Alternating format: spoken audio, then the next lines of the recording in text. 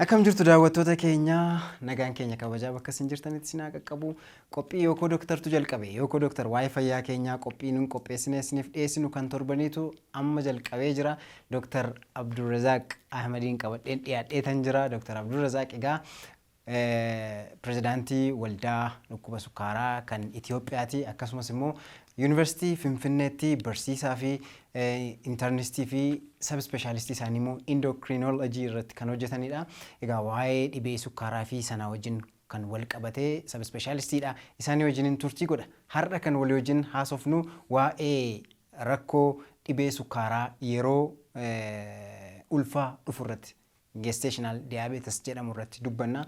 Nu waliin turaan afeerraa kootii Dr. Studio keenyatti argamtanii ibsa waan nu gootaniif galata guddaa qabdu ulfaadha. Isinis na affeeruu keessaniif galatooma.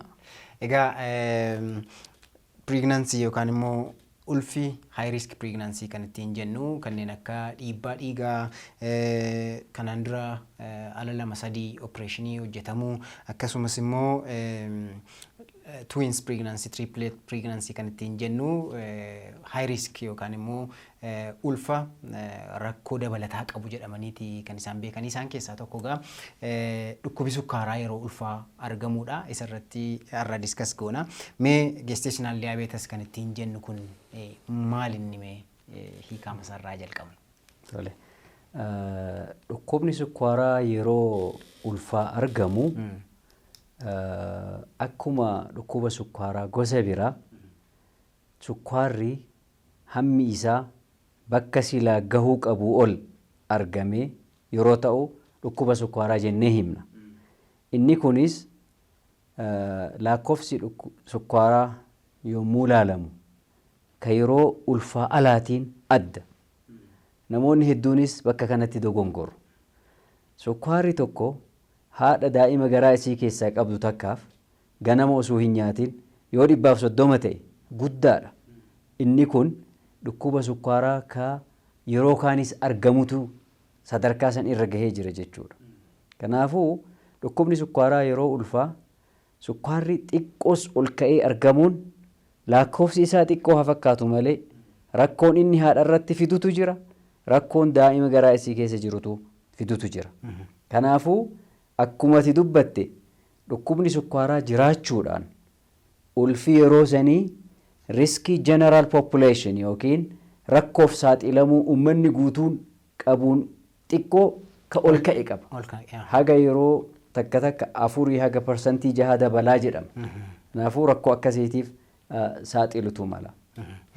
Egaa dhibeen sukaaraa kan ulfarratti mul'atu kuni umurii tokko gaditti yoo ta'e kanuma dur tureedha jettu yeroo ta'etti kan dhufu yoo ta'e immoo kan dhibee sukaaraa pregnancy wajjin wal qabateedha jettu yeroo kamidha kan isinii gestational diabetes ittiin jettan. Amma definitioniin amma jiru gestational diabetes proper jennee ka fudhannu yoo dhukkubni sukaaraa torbaan 24ffaa irraa jalqabee haga 28tiif achi boodas yoo argame kuni gestational diabetes jedhameetiin fudhatama. Amma garuu yeroo ammaa kana dhibeen sukaaraa kun yeroo kamittuu argamutu mala. Ji'a sadaffaa, torbaan kurnaffaa achi duras jidduu kanas yeroo kamittuu argamutu mala. Diabetes in pregnancy jennaan. Dhukkuba sukaaraa yeroo ulfaa keessatti argame. Kas ulfaan wal qabatee argamu jedhamu ammoo yeroo hedduu torbaan 24ffaa haga 28ffaatitti kan inni argamu.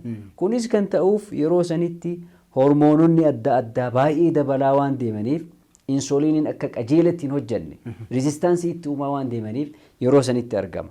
Haa ta'u malee amma dhibeen sukaaraa yeroo kamittuu argamuun beekamuun ni mala.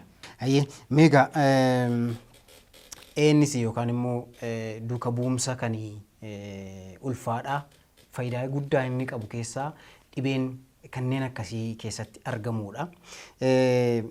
Egaa akkamittidha kan dhibeen sukaaraa keessa jiraachuu isaanii arguu dandeenyu dubartoota ulfaa keessatti? Biyya biraatitti nama ulfa qabatee haadha garaa keessa daa'ima qabdu takka wanta laalaniif keessaa tokko sukkaara. Universal screening waan jedhan nama hundaa sukkaara laaluu fi waan jedhamutti duuka bu'u biyyoonni hedduun. Garuu biyyoota humna ikonoomii murtaa'aa qabaniif high risk pregnancy screening waan jedhamutu jira. Namoota dhukkuba kanaaf saaxilamuun malu hundaahuu sukkaara laaluufiin barbaachisaadha haala jedhamuun akkasitti akka itti ilaalamutu jira. Walii garatti garuu yoo keessatti gadi qabnee ilaalle sukkaara laalamuun gatiin isaa akka nama tokkootitti waan gatii guddaa nama baasisuu miti. Sukkaara usuu jiru hin beekamin daa'ima keessaaf haadhaafis rakkoon inni fidu guddaa waan ta'eef yeroo ulfaa sukkaara laalamuun nima gorfama. Yeroo takka fasting blood sugar osoo nyaatiin laalamuuf wanni inni nama baasu yoo guddate birrii 30 hanga 50 akkan.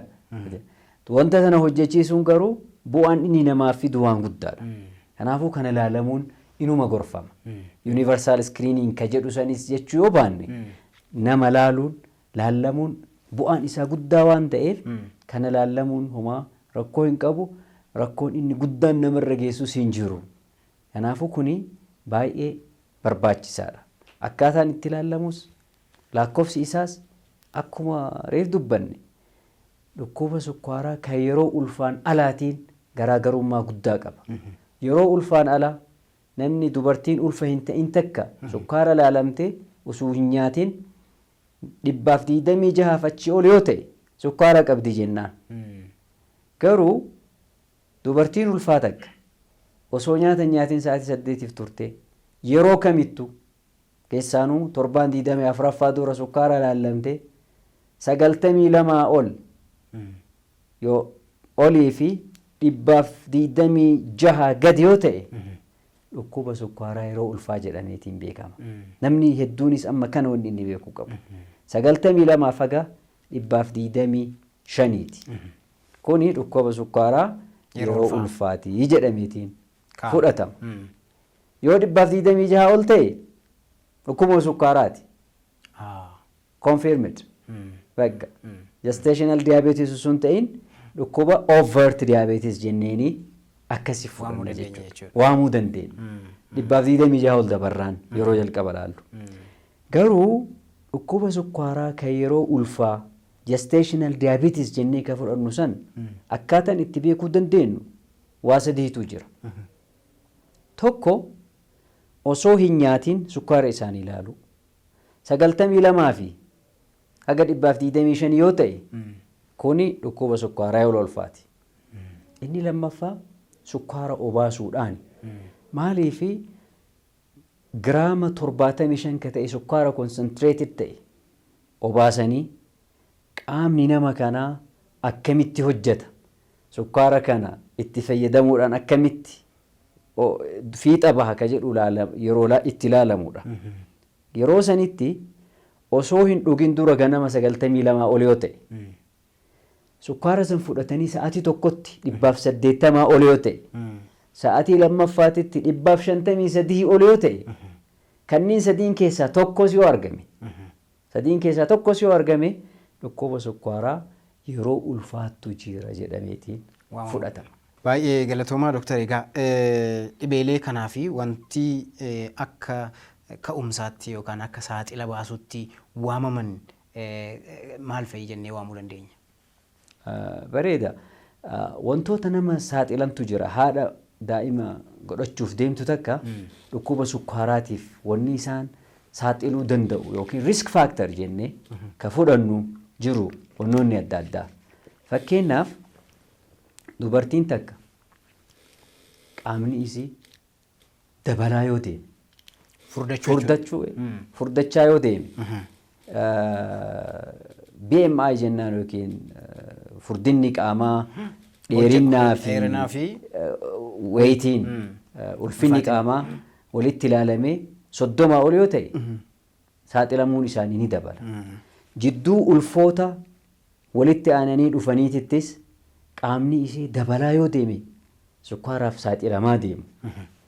Daa'ima yeroo argattutti kiiloon daa'ima sanii kiiloo 4 ol yoo ta'e dhukkuba sukkaaraa yeroo ulfaatiif ni saaxilamu. Daa'imas argatanii daa'imni kun malformations jennaani uumaminna rakkoo yoo qabaate sammuu irrattis eessa qaama keessatti bakkuma ta'ettu uumaminna rakkoo yoo qabaate dhukkuba sukkaaraatiif namoota saaxilaman keessaa tokko. San qofaa miti. Yeroo ulfaa daa'ima kara ulfii dhumuu eegagee dahootti usuu eeggatan garaa keessatti daa'imni haati badde namni haati sun dhukkuba sukkaaraatiif saaxilamuun isii ni dabala. Isatti aanutti. Maaliif kuni bar? Daa'ima san wanni balleessuu garaa keessatti danda'u tokko dhukkuba sukkaaraati. Sababii keessaa inni tokko dhukkuba sukkaaraa waan ta'eef. Inni kan biraa yoo dhiiga qabaatte haati takka dhukkuba sukkaaraatiif ni saaxilamti. Yoo koolesterooliin isii ol ka'aa ta'e, yoo sukkaara qidma sukkaaraa waan jennuun yookiin haala dhibee sukkaaraa ka sadarkaa sukkaaraa hin gahin yeroo ulfaa alaatti garuu kan normaaliis ol ta'e. Kuni jechuun 125 nama ta'e yeroo ulfaati alatti dhukkuba sukkaaraatiif saaxilamuu ta'aniiti mul'atu. Kanneen namoonni dhukkuba sukkaaraa kanaaf ni saaxilamanii jenneetiin fudhatu. Guddaa isin galateeffadha.